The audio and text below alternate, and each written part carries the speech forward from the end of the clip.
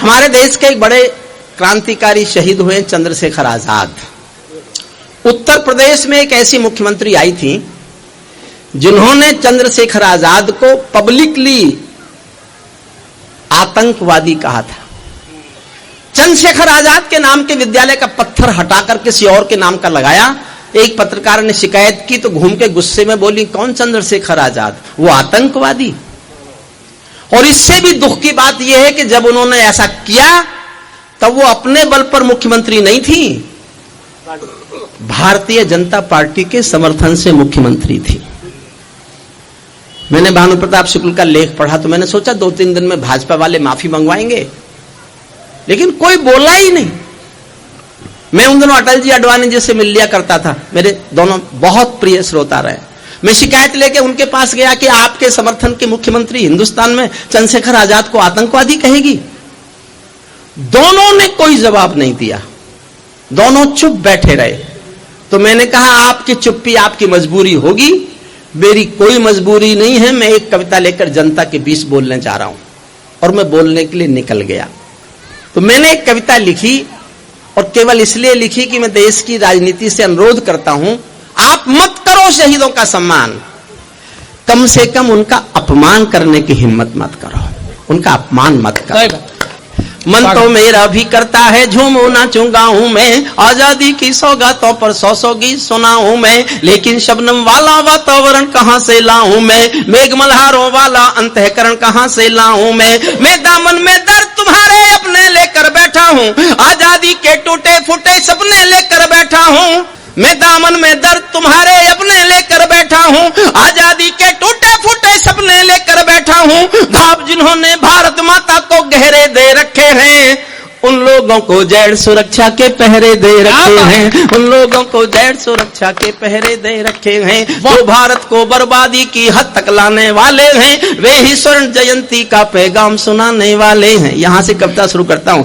आजादी लाने वालों का तिरस्कार तड़फाता है, आजादी लाने वालों का तिरस्कार तड़फाता है, बलिदानी पत्थर पर थूका बार बार तड़फाता है। इंकलाब की बलबेदी भी जिससे गौरव पतन पुरोधा चुप थे, कोई कहीं नहीं बोला, लेकिन कोई ये ना समझे कोई खून नहीं खोला। सुनकर बलिदानी बेटों का धीरज डोल गया होगा, मंगल पांडे फिर शोणित की भाषा बोल गया होगा। सुनकर हिंद महासागर की लहरें तड़फ गई होंगी, शायद बिस्मिल की गजलों की बहरें तड़फ गई होंगी। नील गगन में कोई पुच्छल तारा टूट गया होगा, अशफाकुल्लाह की आंखों में लावा फूट गया होगा, अशफाकुल्लाह की आंखों में लावा फूट गया होगा। भारत भू पर मरने वाला टोला भी रोया होगा, इंकलाब का रंग बसंती चोला भी रोया होगा। चुपके चुपके रोया होगा संगम तीरथ का पानी, आंसू आंसू रोई होगी धरती की चूनरधानी, एक समंदर रोई होगी भगत सिंह की कुर्बानी। क्या ये ही सुनने की खातिर फांसी झूले सेनानी, क्या ये ही सुनने की खातिर फांसी। इस घटना को सुनकर मुझे बहुत क्रोध आया था। चुपके चुपके रोया होगा संगम तीरथ का पानी, आंसू आंसू रोई होगी धरती की चूनरधानी, एक समंदर रोई होगी भगत सिंह की कुर्बानी। क्या ये ही सुनने की खातिर फांसी झूले सेनानी। जहां मरे आजाद पार्क के पत्ते खड़क गए होंगे, जहां मरे आजाद पार्क के पत्ते खड़क गए होंगे, शायद शेखर बाजू जी के, शायद तब शेखर जी के भी बाजू फड़क गए होंगे। पल दो पल को शायद उनकी निदिया भाग गई होगी, पल दो पल को शायद उनकी निदिया भाग गई होगी, फिर पिस्तौल उठा लेने की इच्छा जाग गई होगी, फिर पिस्तौल उठा। शेखर महायज्ञ का नायक गौरव, एक आधी मिनट में बताता हूं शेखर क्या थे। आपने कुछ भी कह दिया उनके लिए। मैंने जब शेखर पर लिखा तो मैंने बहुत पढ़ा। 2 बातें वो बताने जा रहा हूं आपको जो आपने कहीं कभी सुनी नहीं होंगी। 700 लोग अंग्रेजों ने इसलिए नौकरी पर रखे हुए थे कि वो चंद्रशेखर आजाद को पहचान लें। पहचानने के लिए 700 लोगों को नौकरी दे रखी थी अंग्रेजों ने। और एक बात आपको वो बताने जा रहा हूं जो दुनिया के क्रांतिकारियों के इतिहास में केवल और केवल चंद्रशेखर आजाद के नाम से जुड़ी है। इकलौता बेटा था चंद्रशेखर आजाद। माता पिता रहते थे भावरा, एक जगह झाबुआ जिले में मध्य प्रदेश में, वहां रहते थे। गरीब थे। चंद्रशेखर आजाद की पार्टी बैंक ये खजाने लूटती थी सरकारी, आजादी की लड़ाई के लिए हथियार खरीदने के लिए। एक दिन किसी ने आकर ये कहा कि चंद्रशेखर जो पैसा तुम लूटते हो वो तुम्हारे संदूक में रहता है, इसकी चाबी तुम्हारे पास है। तुम जानते हो तो घर में तुम्हारे माँ बाप के पास खाने को रोटी के लिए पैसा नहीं है, माँ बाप भूखे मरने के कगार पर हैं, कम से कम इतना पैसा तो घर भेज दे इस संदूक में से कि तेरे माँ बाप रोटी खा लें। तो चंद्रशेखर आजाद एक पल को उनकी आंखें लाल हुई और लाल आंखों से बोले कि माँ बाप क्या सिर्फ मेरे हैं और क्रांतिकारियों के नहीं है? इस संदूक में से तो एक पैसा दूंगा नहीं, लेकिन तुम मेरे माँ बाप को खाना नहीं खिला सको तो आके बताना, मैं किसी दिन आऊंगा रात के अंधेरे में और अपने माँ बाप के सीने में अपनी पिस्तौल की 2 गोली उतार के चलाऊंगा। उसको आतंकवादी बताएगी राजनीति, उसको तब सुनना।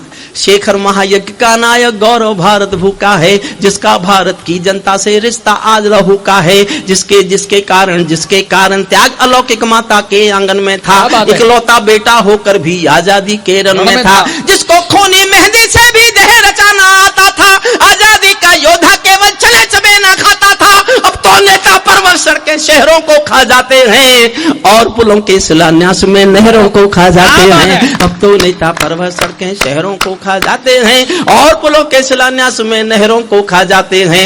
आजादी के कारण जो गोरों से बहुत लड़ी है जी, शेखर की पिस्तौल किसी तीरथ से बहुत बड़ी है जी, शेखर की पिस्तौल किसी। और कोई भाजपा के यहां हो तो बुरा भी माने तो माने, जब मैंने अटल जी को अडवाणी जी को बुरा मनवा दिया तो आप क्या है?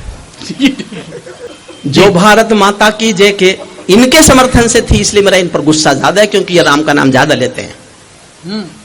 जो भारत माता की जय के नारे गाने वाले हैं, जो भारत माता की जय के नारे गाने वाले हैं, राष्ट्रवाद की गरिमा गौरव ज्ञान सिखाने वाले हैं, जो छोटी छोटी बातों पर संसद में अड़ जाते हैं, श्री राम मंदिर मुद्दे पर सड़कों पर लड़ जाते हैं, 60 दिनों तक स्वर्ण जयंती रथ लेकर जो घूमे थे, आजादी की यादों के पत्थर पूजे थे, चूमे थे, इस घटना पर चुप बैठे थे, सबके मुंह पर ताले थे, तब गठबंधन क्यों नहीं तोड़ा जो तुम हिम्मत वाले थे, तब गठबंधन क्यों नहीं तोड़ा जो तुम हिम्मत।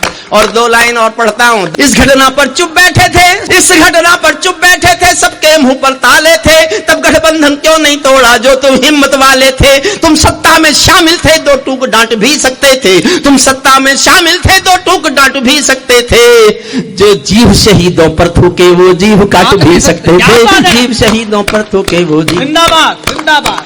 अंतिम छंद पढ़ता हूं कविता का।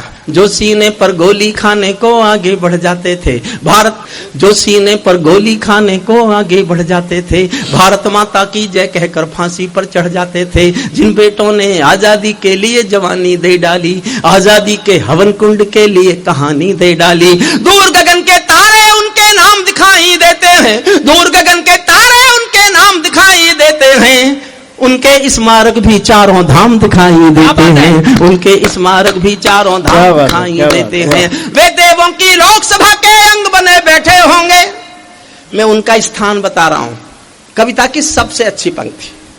वे देवों की लोकसभा के अंग बने बैठे होंगे, वे सतरंगी इंद्रधनुष के रंग बने बैठे होंगे, उन बेटों की याद भुलाने की नादानी करते हो, इंद्रधनुष के रंग चुराने की नादानी करते हो, इंद्रधनुष के रंग चुराने की नाकानी करते हो, जिनके कारण ये भारत आजाद दिखाई देता है, अमर तिरंगा उन बेटों की याद दिखाई देता है। उनका नाम जुबां पर लो तो पलकों को झपका लेना, उनकी यादों के पत्थर पर 2 आंसू टपका देना, उनकी यादों के पत्थर पर 2 आंसू टपका देना। जो धरती में मस्तक बोकर चले गए, दाग गुलामी वाला धोकर चले गए, मैं उनकी पूजा की खातिर जीवन भर गा सकता